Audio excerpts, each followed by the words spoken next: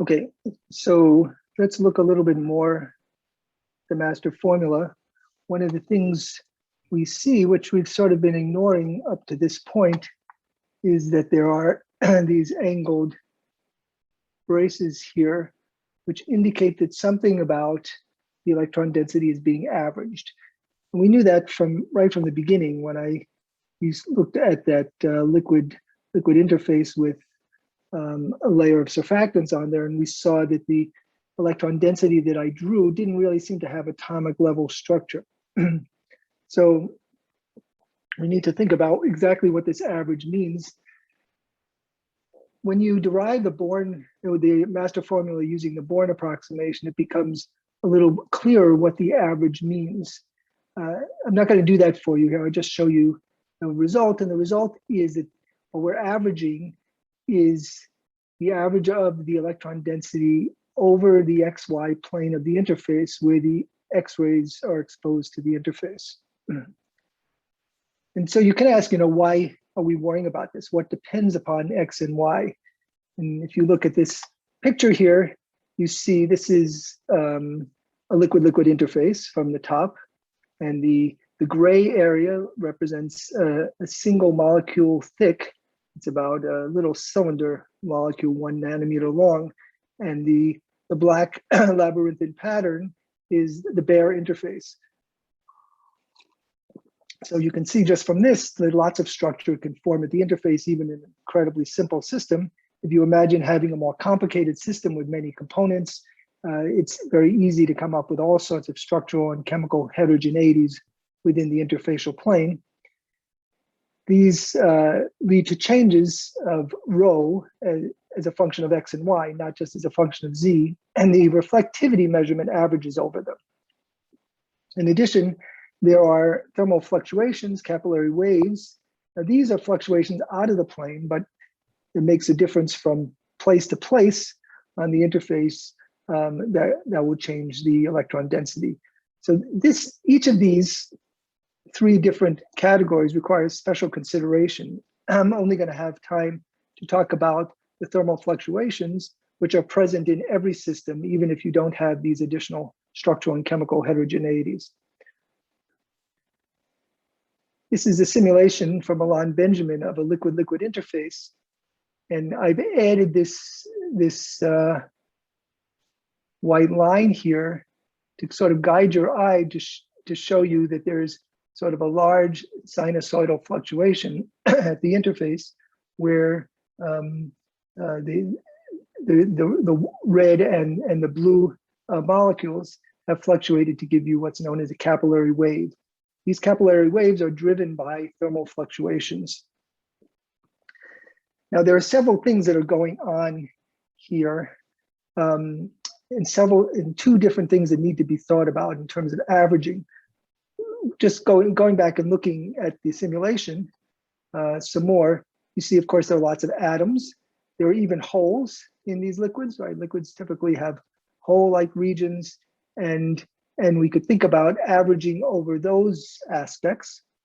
In addition, there are these capillary long wavelength capillary waves, and the X-rays are going to average over them as well. Let's talk about the holes in the atoms first, what's called a local density profile. So here I'm defining the electron density. It depends on X and Y and Z, and I'm going to average it over this variable Xi.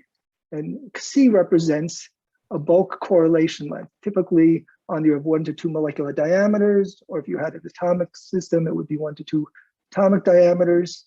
And then specifically, I end up averaging over an area of the interface that's of dimensions C by C, or area C squared.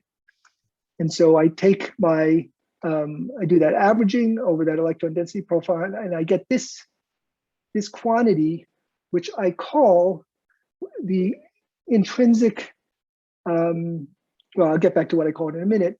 This is what happens when you do this averaging. You form this yellow line here. In the bulk of the lower phase, I've averaged over all this bulk correlation length. That gives me more or less a flat value for the electron density there. In the upper phase, I get another flat value here. And then I get this crossover region here, which represents something about averaging over these bulk correlations near the interface. If I would do this same averaging at a different position of the interface, I would get the same kind of functional form, but it would be at a different height, because it would be basically following the height variation of this capillary wave. So we call this rho of z minus h the intrinsic profile relative to h. So the yellow line here is the intrinsic profile. It's been averaged over these bulk correlation lengths. But I have to consider it to be relative to h because it will vary at different places on the capillary wave curve, not its shape, but its position. So that's averaging over kind of atomic dimensions. Now, thinking about what the X-rays are going to observe, you have to average over the capillary waves. So essentially, we average this intrinsic profile, that is this thing, over fluctuations of the interface. Turns out the capillary wave theory is based on Gaussian distributed fluctuations of the interface, so you can represent those as just a Gaussian form, e to the minus this delta h, which are variations of the h from position to position. And there's Gaussian width, which I call sigma cap, which is often referred to as the capillary wave roughness.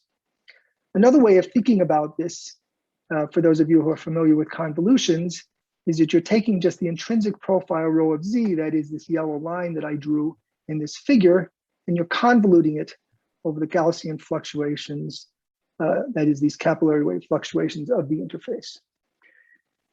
The sigma cap, the roughness here, I've sort of given you all the math, but the key results here is just that you can think of the square of the capillary wave roughness, or that the width of those Gaussian fluctuations, as going like the average height squared of these capillary waves. And I mean, all this math is only required because you can choose what you want the average height to be. If you set the average height here to be 0, then this simple result comes about. So the idea that we have here is that the X-rays measure some average, and there are two kinds of averages. One is an average over very small atomic scale details. That leads to the local density profile. If you only had the local or the intrinsic profile, that's like having an interface without capillary waves. But in addition, you have these capillary waves that are averaged over by the X-rays. Let's try to do some calculations with this. And to do that, we're going to take a simple step function interface. So what I mean by that is now the intrinsic profile, this yellow profile, is now just a step function. Of course, it's still being fluctuated by capillary waves, and that's what we have to figure out. So the step function, or this intrinsic profile, is just going to have one value in bulk liquid 1, that would be the lower liquid, and it'll have another value in the bulk liquid 2, and it has a step function change from one to the other. If bulk liquid 2 is a vapor, of course, then you just have 0 up there. And then you would place this expression for the intrinsic profile into this averaging equation, where this is just averaging over the Gaussian fluctuations of the capillary waves, as I presented on the previous slide. And when you do that, you get an average electron density profile that looks like this. So this is exactly the sort of thing that you've been looking at in the XMOD fit when you have a layer and you put in some roughness. You have a variation, a smooth variation from one, in this case, from the bulk to the vapor, or it could be from one layer to another layer. That variation has the functional form of this error function that I've indicated here. And there's a fundamental relationship between these capillary fluctuations that are Gaussian, that move the interface up and down, and this error function behavior of the electron density profile. So just to remind you what error functions look like, this is what an error function looks like down here. It goes from -1 to 1, and crosses smoothly. It has this nice relationship that the derivative of the error function is just a Gaussian, and the successive integration of a Gaussian along its coordinate gives you the error function. And that's why there's this fundamental relationship between Gaussian fluctuations of an interface and error function varying electron density profiles that are measured by X-ray reflectivity. So these fluctuations, or the roughness, have a significant effect on the reflectivity. And so we can think a little bit more about that here. This is, of course, just the same profile I showed you on the previous slide, and this is just the same equation for it that I showed you previously. Now let's take this expression for the electron density profile and put it into the master formula and see what results. So the first thing we need to use the master formula is to take the derivative. And so when you take the derivative of the error function, you get the Gaussian that I mentioned in the previous slide. In this case, the Gaussian is going down because you're going from a high value in the bulk liquid to the vapor. And then we need to apply the master formula. So you just would take this Gaussian and you would take the Fourier transform of it. I'm not going to do that for you, but you've seen how that can be done. And this is the result you get. You get that R over RF, the normalized reflectivity, decays exponentially with Q squared and with sigma cap squared, that is with the capillary wave roughness. So the rougher the interface, the more rapidly the reflectivity will decay. Now, when I started the lectures, I talked about the decay of the Fresnel reflectivity. If you remember, the Fresnel reflectivity, which is for a step function interface without any roughness, no capillary wave roughness, nothing going on there, that decays as 1 over q to the 4th. So if I write my expression for, I just will take this Fresnel reflectivity, put it on that side. So that's what I have over here. And then if I use that approximation, I have the 1 over qz to the 4th expression here, 1 over qc to the 4th times the exponential decay due to the capillary fluctuations. You see that measured reflectivities decay very rapidly because they have both a 1 over qz to the 4th piece and an exponential decay due to the capillary fluctuations. And all interfaces, all real interfaces, have these capillary fluctuations. They're just a result of the fact that your sample is at some temperature. There's a thermal energy. So let's talk a little bit about applying this to, what the effect is of applying that to a layer. So here I have vapor, bulk water, and I put in a layer of something here. The intrinsic profile, which is what I was just talking about a moment ago, is indicated by these dashed lines. That is the intrinsic profile, gives you the variation, the underlying variation in the electron density if you could remove the capillary waves. And the effective profile is with the capillary wave roughness, that's in the red. So I just write this out using the error functions that we've seen are appropriate for these sort of fluctuations. You recall that the error function looks like this. It goes from -1 to +1. So to get something that goes from 0 to 1, basically I have to add 1 to this whole thing to raise it up to go from 0 to 2. Then I have to multiply by 1/2. So that's what these other terms are doing here, the 1/2 and the 1. The 1.25, that just represents this thing, and the -0.25, that represents this fall off at 20 angstroms. Okay, so then I take the derivative of that. I'll get these two Gaussians. This Gaussian here represents this first interface. The smaller downward Gaussian represents this second piece. And I've just given you the expression there. You just take the derivative of the error functions. This is just the expression for the derivative of error functions. You get these Gaussians. And then we have to apply the master formula. We have the derivative now in terms of the sum of those Gaussians. And then when we do that, when we take the Fourier transform of those Gaussians, we get other Gaussians. And so you would get something like this. It has these two pieces here and this exponential piece here. I want to rewrite that in this format I'm just going to take the numbers out. I'll let A equal to 1.25 and B equal to 0.25 and B equal to 20.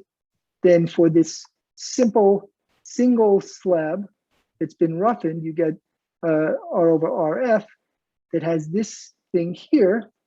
This is exactly what we had before we introduced the capillary waves. And it's multiplied by an e to the minus q squared sigma squared, which is just the effect of the capillary fluctuations or the roughness. Okay, so we'll give you an opportunity to use some of these things by doing exercise 4.